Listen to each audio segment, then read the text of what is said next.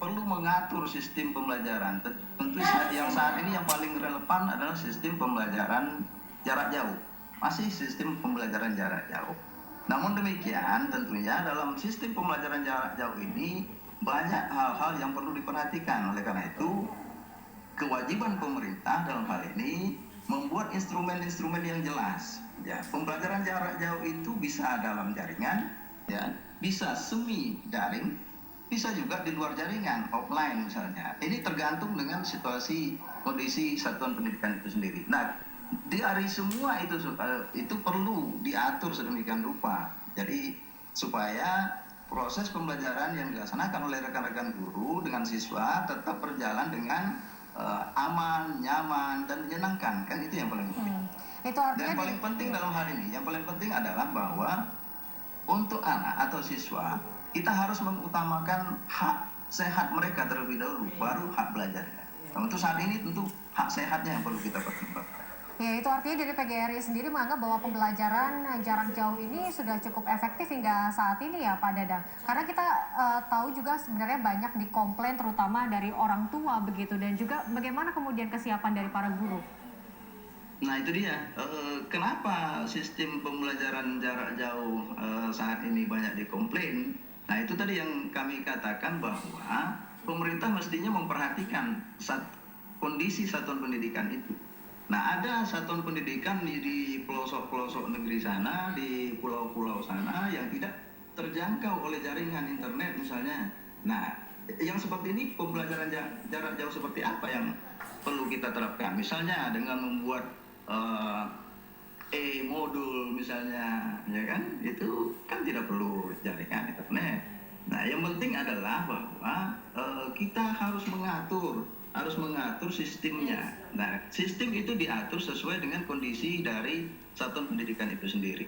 Nah yang penting adalah dalam hal ini pembelajaran jarak jauh ini harus diatur sedemikian rupa untuk proses belajar mengajar yang menyenangkan. Itu yang Pak. Tapi sebenarnya evaluasi dari PJJ atau pembelajaran jarak jauh ini selama 2 bulan terakhir diberlakukan ini apa saja Pak Dadang? Nah itu dia, seperti yang kami sampaikan bahwa guru-guru kita menunggu ini, guru-guru kita menunggu. Nah sekarang ini yang masih dipegang oleh guru-guru kita kan masih kurikulum yang berlaku secara umum itu. Kurikulum itu kan berlaku pada kondisi normal. Sekarang ini kan kita pada kondisi darurat. Nah mestinya harus ada juga panduan apakah turunan dari kurikulum itu sendiri yang memandu para guru kita untuk dalam kondisi darurat seperti apa kondisi darurat ini. Nah ini yang perlu. Misalnya bagaimana sistem penilaiannya, ya bagaimana pola penugasannya, bagaimana komunikasi antara guru dan siswa. Nah komunikasi ini kan berbagai macam, Pak.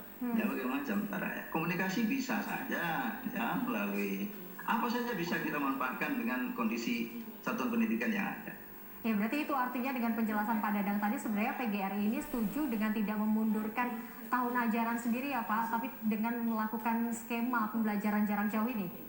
Ya, kalender pendidikan boleh tetap dilaksanakan, tidak perlu mundur misalnya, tapi harus diatur sedemikian rupa. Dan yang paling penting kita tegaskan di sini bahwa jangan buru-buru untuk membuka sekolah.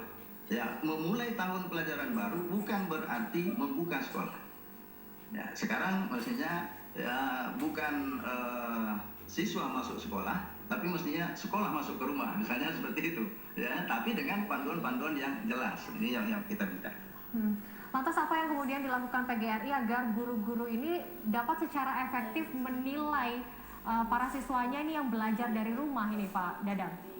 Ya Alhamdulillah Mbak, PGRI sudah berbuat mulai dari kondisi ini muncul di bulan Maret ya. Di bulan Maret itu PGRI sudah membuat pembekalan, penguatan kepada rekan-rekan guru kita.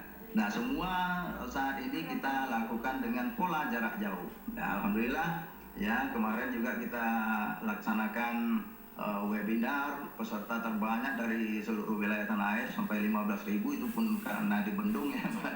Nah, jadi kita terus memberikan penguatan kepada guru-guru kita ya supaya guru-guru kita tetap bersemangat ya, tetap melaksanakan tugasnya dengan sebaik-baiknya. Tapi yang paling penting dalam hal ini, kami sebagai organisasi profesi guru menyarankan kepada pemerintah bahwa berikanlah panduan kepada guru-guru kita itu. Berikanlah panduan yang jelas. Kalau ini situasinya seperti ini, pembelajarannya bisa dilaksanakan dengan jarak jauh. Lalu jarak jauh itu seperti apa? Apakah dalam jaringan, apakah semi daring, apakah di luar jaringan? Nah, itu kan tergantung dengan kondisinya. Nah, semua itu harus kita atur sedemikian rupa.